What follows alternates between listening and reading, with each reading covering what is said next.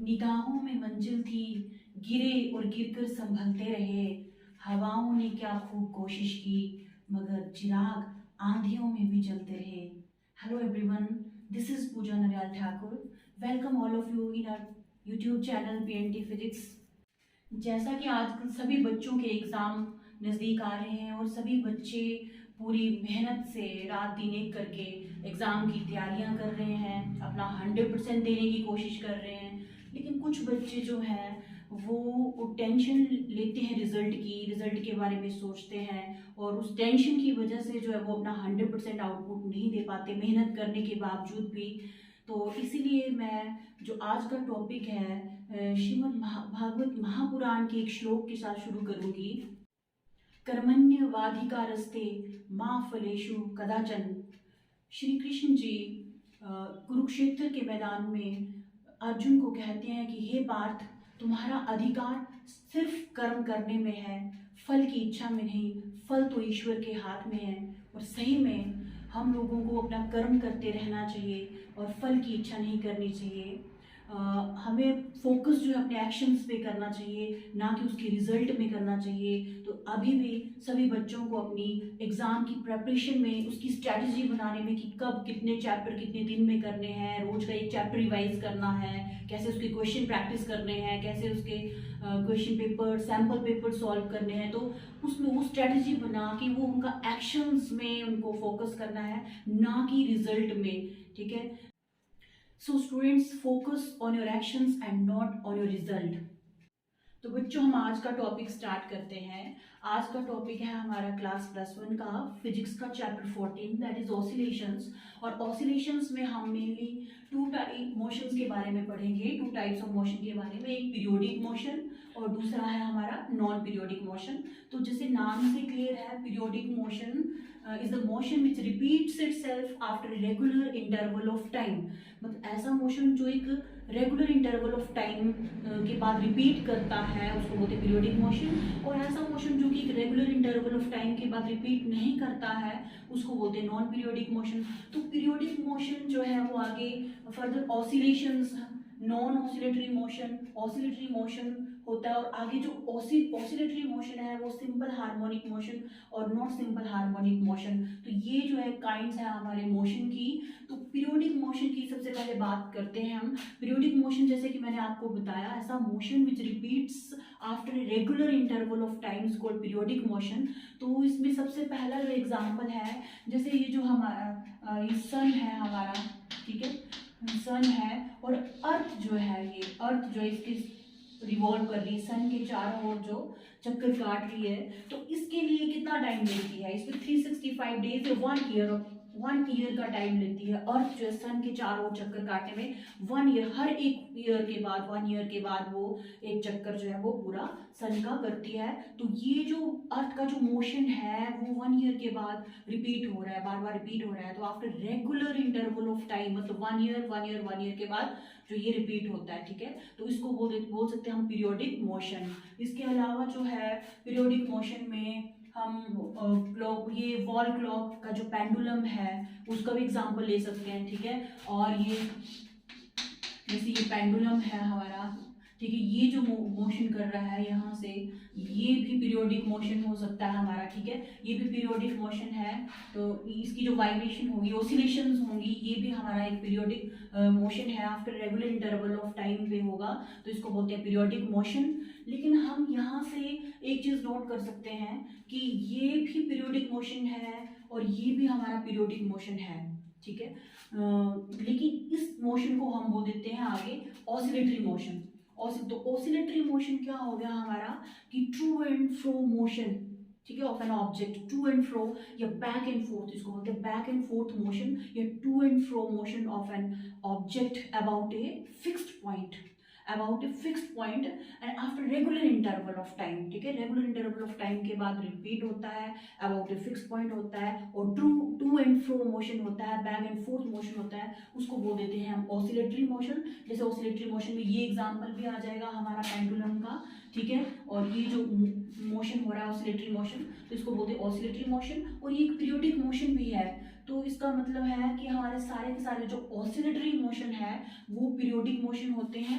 लेकिन अगर periodic motion की हम बात करें, जैसे ये कि अर्थ अगर सन के चारों चक्कर काट रही है, तो ये नो डाउट ये पीरियोडिक मोशन है, लेकिन ये एक ऑसिलेटरी मोशन नहीं है। तो यहाँ से हमें एक बात क्लियर होती है कि all the oscillatory motions are periodic motion, but all the periodic motion are not oscillatory motion. Periodic motion के कुछ एग्जांपल्स देखते हैं, जैसे कि एक तो अभी हमने देखा कि motion of the earth around the sun is the type of periodic motion. उसके बाद ये हैलिस कॉमेट जो है हमारा comet, Halley's comet appears after every 76 years, तो this is also a kind of periodic motion.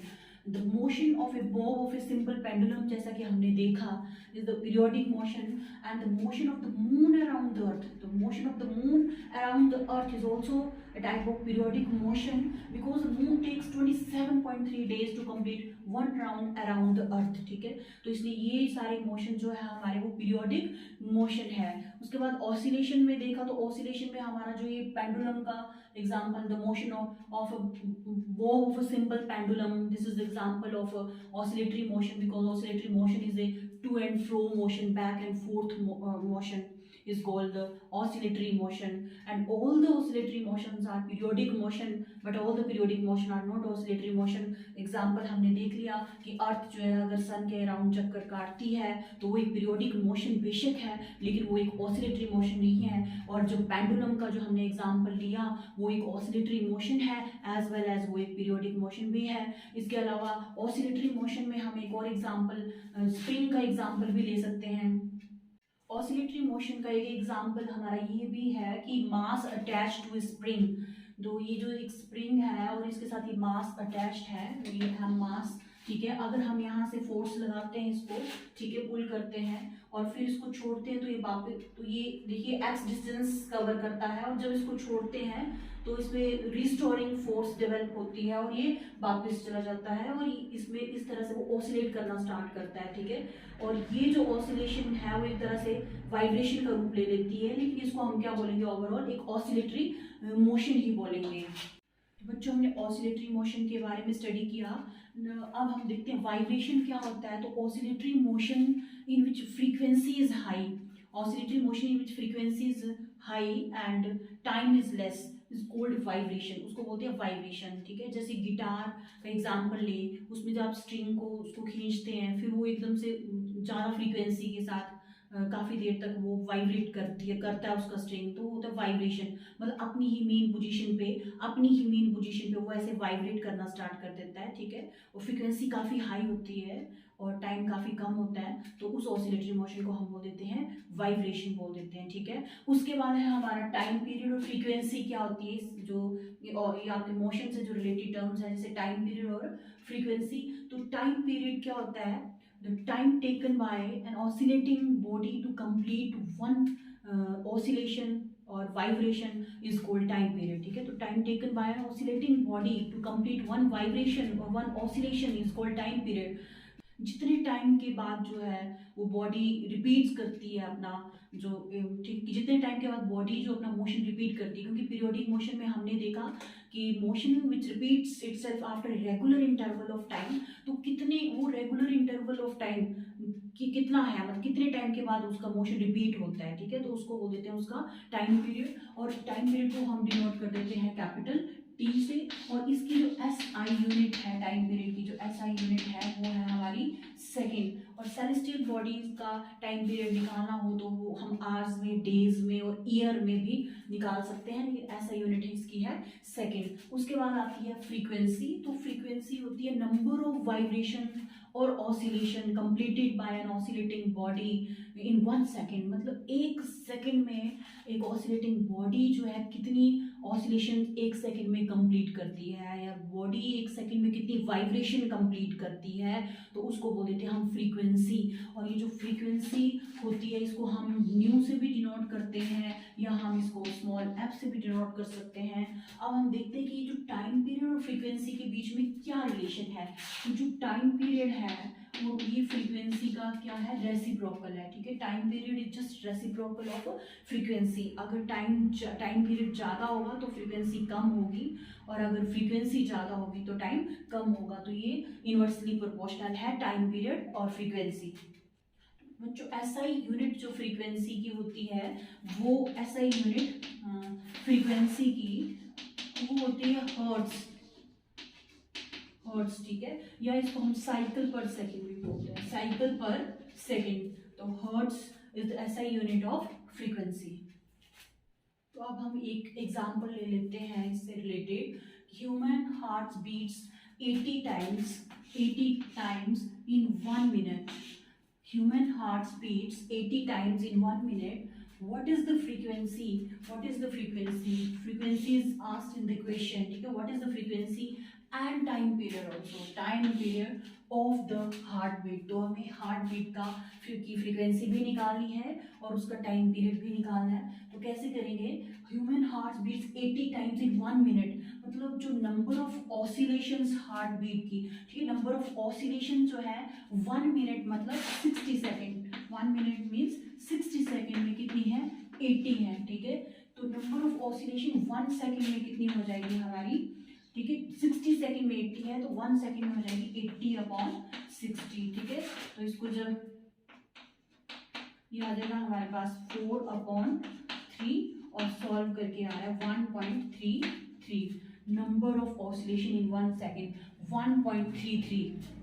तो number of oscillations in 1 second अगर हमारी 1.33 आ रही है, इसका मतलब जो फ्रीक्वेंसी है हमारी, फ्रीक्वेंसी, ठीक है, फ्रीक्वेंसी जो है वो 1.33 हर्ट्ज है, ठीक है। तो फ्रीक्वेंसी हमें निकालने को बोली थी, तो फ्रीक्वेंसी हमारी निकल गई है आपकी 1.33 हर्ट्ज। अब बात टाइम पीरियड की करें तो टाइम पीरियड जो टी है वो हम जानते हैं कि रेसिप्रोकल फ्रीक्वेंसी है। मैं इसको ऊपर लिखती हूँ।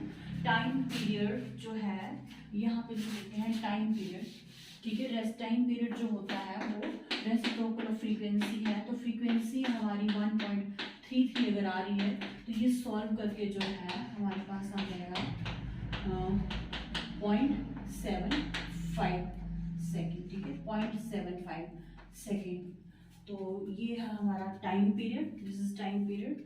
ये आ गया हमारे पास टाइम पीरियड, ठीक है, 0.75 सेकेंड और फ्रीक्वेंसी आ गई 1.33 हर्ट्ज, ठीक है। जब human heart beats 80 times in 1 minute, ठीक है, then frequency will be 1.33 hertz and time period will be 0.75 second.